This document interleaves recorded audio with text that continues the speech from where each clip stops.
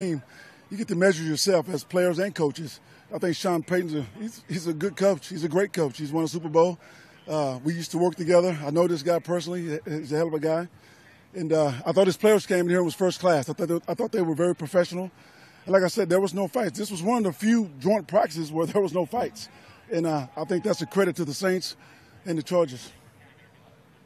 How cool was it to have some Astros players out here watching practice? It was cool to see them come out. You know, we had some Lions out here a couple weeks ago, so anytime we can get professionals out here from other sports, interact with them, pick their brains a little bit, it was cool. Is it more productive to have a scrimmage against the team than an exhibition game because you can, set up the situations you want anytime you want to? I wouldn't say it's more productive, but it definitely helps. Because, like you said, we could set up all those situations that we wanted to that may come up during the course of a season. But I think it's always better when you're just playing a game and those situations just happen, and then you get to see how people respond. But I know the more times you put them through it, the better chances are they're going to execute. What did you see? Because the Saints play a different scheme on defense, Yeah. What did you see in terms of helping your offense? It was good because we got to see different looks, like you said, different pressures, different looks than what they see every day from our defense. And sometimes it looked pretty bad, but you get to go back and watch tape and you get to coach off of it. Did you get enough work done these last couple of days that you can scale the starters back a little bit on Saturday? Well, it just happened to be the third preseason game. You like to play the starters first half. So that's still our intentions of playing the starters the first half. But we'll see how that goes. Does that include Phil? We'll see. We'll see. Yeah. How much does that play into how many reps you got with those guys here in terms of how much you play the starters?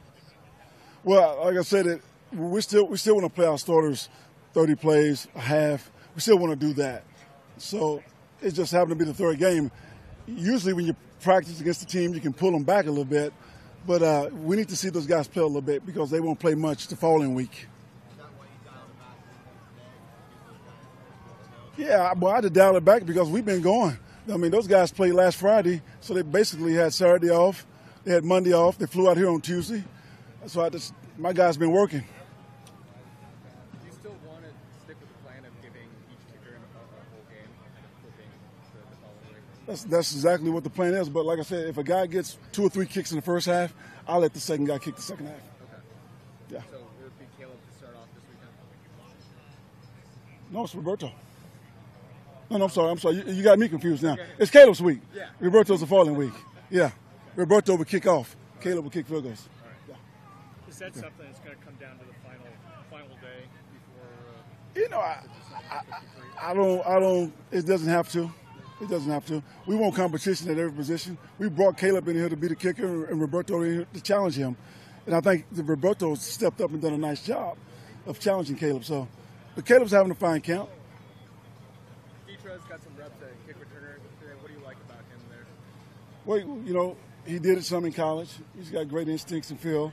It's always good to have a guy back there that may make the team as an emergency guy. So he wouldn't be your first option there? I wouldn't say he's the first option right now, no. All right, let's go. So, all right. I know that you guys are bringing in other guys besides the Rivers and Breeze, but how does having two guys like that, as two guys on defense and then their defense on the other side, help you guys get better? You mean with Breeze? Yeah. That's. I mean, he's a Hall of Fame quarterback. That's touching up on your technique, touching up on your craft, staying in shape for the most part, running, things like that, but also spending time with the fam and things like that. So just, like I say, just continuing to just do the little things, not doing too much, but doing enough, and then, make it here safe, without injuries, come out here and put some work in. Do you approach camp differently as a veteran than you did earlier in your career? Of course. Especially from a health standpoint, you know what I mean? You understand that you can't make the team in a training room, so you approach practice different as you get a little older. You understand the things that you can pass on at practice, certain positions, certain situations, and things like that. What do you get out of a preseason game, feeling that you're pretty familiar with the playbook and the scheme and everything at this point? Going against someone else, doing it at that level. We practice really hard out here, and you get a few plays at that high intensity level, but the game, I don't know if it's magic or something, but the game's just different. It's a little bit faster, a little more intense, a lot more spectators, so I think that changes the way people perform. Yeah.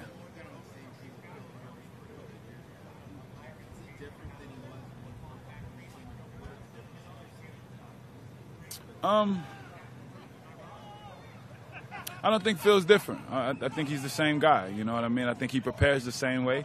The locker room changed a lot, you know, in this organization. It changes a lot.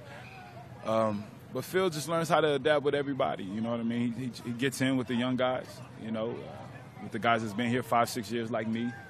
And he's probably a lone ranger, you know, who's been here as long as he has without minus Gates right now. You know what I mean? So he's still, you know, still a locker room guy. He doesn't separate himself from us. I've been in places where I felt like that was the situation.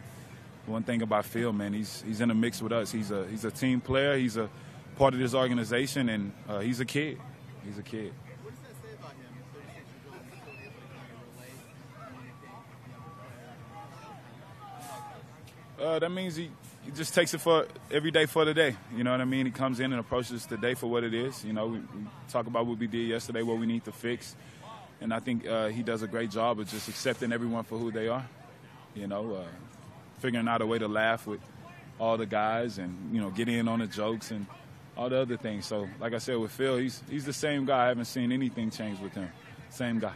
You talk about how the locker room changes. That's kind of the norm in this league anyway, right? And is it some guys handle it better than others in various positions? Yeah, of course. You know, when the dynamic, because everything has order. Everything has order. You know, somebody's first in the room, that's for sure. We might not speak about it, but someone's first. So when those positions change, some guys handle it better than others. You know what I mean? And everybody has the right to handle it however they want to handle it. But I feel like this team does a great job at handling those situations. in a preseason setting, do you think it's more beneficial for teams to scrimmage and set situations up rather than playing exhibition games where sometimes it's just nothing really materialize? I'm confused. Well, no, but I mean, since you're in the preseason setting and you're out here in scrimmages with other teams, is it more beneficial for both teams, I guess, than it is in an exhibition game because you set things up? True. Yeah, you can't create your own situations. Yeah, versus in the game, you got to adapt to what happened in the game. Yeah, you might go in a game and you might have something set up where you want this guy to play this many reps, the next guy to play that many reps, but the game, somebody take a kickoff return back. Now you miss a whole series with a guy that you wanted to get in the game. So, yeah, it is really beneficial to everybody on the roster to have practices like this where a guy that didn't get that many reps in a game in goal line situation, field goal block, or whatever the case may be, you can't create that situation out here to get those reps and evaluate that guy. So, yeah.